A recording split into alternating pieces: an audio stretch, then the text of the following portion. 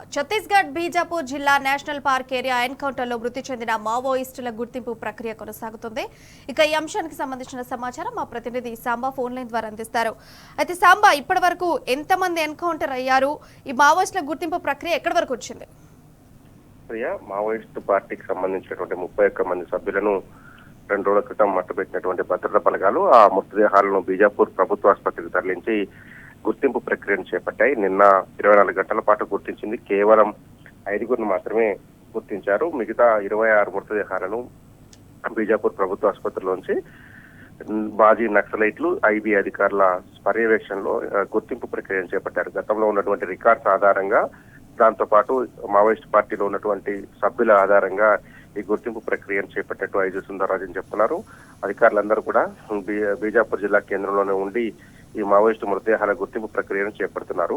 ఇప్పుడు మనం tea news తెర మీద ఎక్స్క్లూజివ్ గా చూస్తున్నాం. నేషనల్ పార్క్ ఎన్కౌంటర్ ఏరియా జరిగినటువంటి ప్రాంతం ఏదైతే ఉందో అక్కడ ఉన్నటువంటి దృశ్యాలను టీ న్యూస్ ఎక్స్క్లూజివ్ గా సంపాదించింది. ఇక్కడ చెల్లా చెదిరిగా పడిపోయినటువంటి మావోయిస్ట్ పార్టీకి సంబంధించినటువంటి సామాగ్రి కావచ్చు, వంట పాత్రలు కావచ్చు, కూంబింగ్ లో భద్రతా బలగాలు అనుసరించినటువంటి వ్యూహాన్ని కావచ్చు, టీ న్యూస్ మాత్రమే ఈ ఎక్స్క్లూజివ్ విజువల్స్ సంపాదించింది.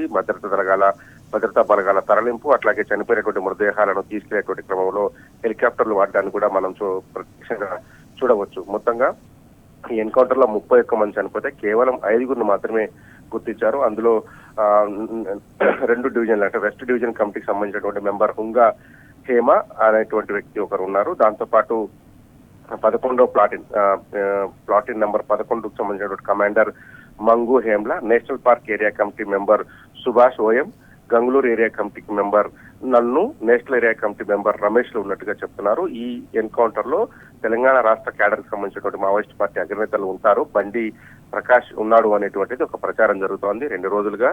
కానీ ఇప్పటి వరకు ఎక్కడా గానీ ఆయన ఆనవాళ్లు కనిపించలేదు. అతను సేఫ్ గా ఉన్నాడు అనేటువంటిది మావోయిస్ట్ పార్టీకి సంబంధించినటువంటి వర్గాలు చెప్తున్నాయి.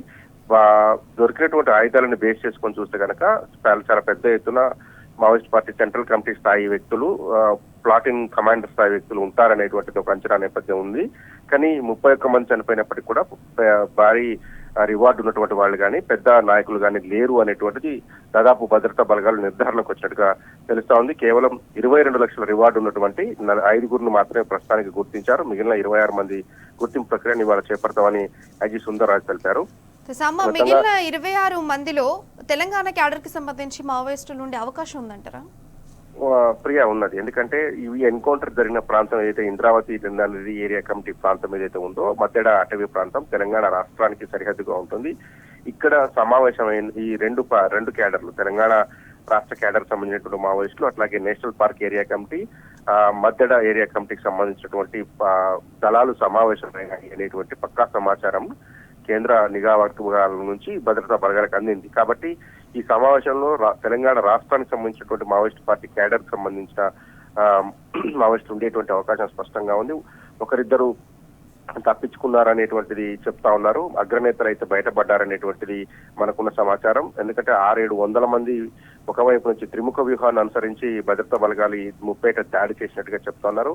ఈ దాడి నుంచి మాక్సిమం పెద్ద క్యాడర్ కి సంబంధించినటువంటి నాయకులను సెంట్రీలు తప్పించేటువంటి ప్రయత్నం చేశారు. కాబట్టి మావోయిస్టుల వైపు భారీ నష్టం జరగలేదని, అంటే ప్రాణ నష్టం పెద్దగా జరిగినప్పటికీ కూడా, పెద్ద ఎత్తున ప్రాణ నష్టం జరిగినప్పుడు కూడా అగ్రనేతలు లేకుండా మావోయిస్టులు జాగ్రత్త పడ్డారు అని నిఘా వర్గాలు చెప్తున్నాయి. ఈ లెక్క ప్రకారం చూస్తే ఒకవేళ తెలంగాణ రాష్ట్ర క్యాడర్ కి సంబంధించినటువంటి మావోయిస్టులు ఉన్నా వాళ్ళు సాధారణ మావోయిస్టుకు సంబంధించిన వాళ్లే ఉంటారు అనేటువంటిది కూడా ఒక అంచనా ఉన్నది.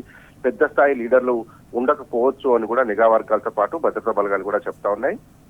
పెద్ద ఎత్తున తెలంగాణ రాష్ట్రం సంబంధించినటువంటి మావోయిస్టులు అయితే మృతి చెంది ఉంటారని ఇప్పటికీ కూడా ఐజీ సుందరరాజు చెప్తా ఉన్నారు. కానీ ఇంకా గుర్తింపు ప్రక్రియ జరుగుతా ఉంది. వాళ్ళ దగ్గర ఉన్నటువంటి రికార్డ్ వెరిఫికేషన్ కావచ్చు, సంబంధిత లొంగిపోయినటువంటి నక్సలైట్ల ఇచ్చినటువంటి స్టేట్మెంట్స్ ఆధారంగా ఆయా కమిటీలలో రిక్రూట్ అయినటువంటి సభ్యులు వారి వివరాల ఆధారంగా క్రోడీకరించేటువంటి ప్రయత్నం ఛత్తీస్గఢ్ పోలీసులు చేస్తా ఉన్నారు.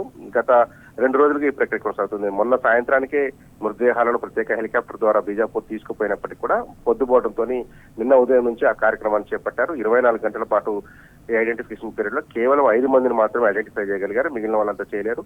మొత్తం 11 మంది మహిళా మావోయిస్టులు ఉంటే 20 మంది పురుషులు మృతి చెందారు. మొత్తం 31 మంది మృతదేహాలను అక్కడ ఉంచి ఐడెంటిఫికేషన్ పీరియడ్ కొనసాగిస్తున్నారు. ప్రియా, అయితే సాంబా, మిగిలిన 26 మంది మావోయిస్టులని ఎప్పటిలోగా గుర్తించే అవకాశం ఉందంటారు? ఈ రోజు మాక్సిమం ఆ ప్రక్రియ పూర్తి చేస్తామని పోలీసు వర్గాలు చెప్తున్నాయి. ఎందుకంటే నిన్న సాయంత్రానికి చాలా వరకు క్లారిటీ వచ్చిందని చెప్తున్నారు. ఆ మృతి చెందినటువంటి మావోయిస్టులు ఏరియా కమిటీలు ఏవైతే అక్కడ పాల్గొన్నటువంటి ఏరియా కమిటీస్ ఉన్నాయో ఆయా కమిటీలకు సంబంధించినటువంటి సమాచారాన్ని ఇచ్చేటువంటి ఇన్ఫార్మర్లు, అట్లాగే ఆ సమాచారాన్ని క్రోడీకరించేటువంటి ఐబీ వర్గాలను కూడా అక్కడ భద్రతా వర్గాలు సంప్రదించాయి.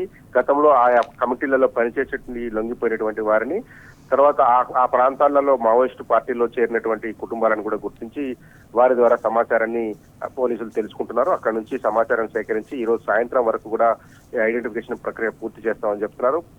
ఎందుకంటే పోలీసుల వైపు కూడా ఎంతో కొంత ఒక టెన్స్ వాతావరణం ఉంది. అగ్రనేతలు ఉంటారా లేదా అనేటువంటిది కూడా ఒక టెన్షన్. ఎందుకంటే 31 మందిని మట్టుబెట్టిన తర్వాత కూడా అందులో కేంద్ర కమిటీ స్థాయి వ్యక్తులు లేకపోవడం, AK-47 లాంటివి స్వాధీనపరుచుకున్నప్పటికీ కూడా ఆ స్థాయి క్యాడర్ ని చేయలేకపోయాము అనేటువంటి ఒక బాధ కనపడతా ఉంది ఆ వైపు.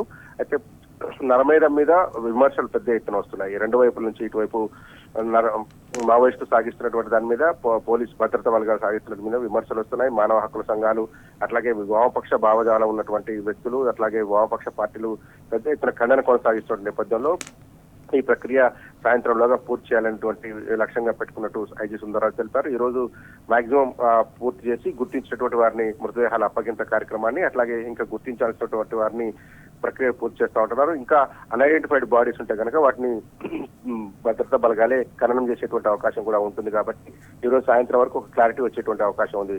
Priya. Right Samba, thank you for updates.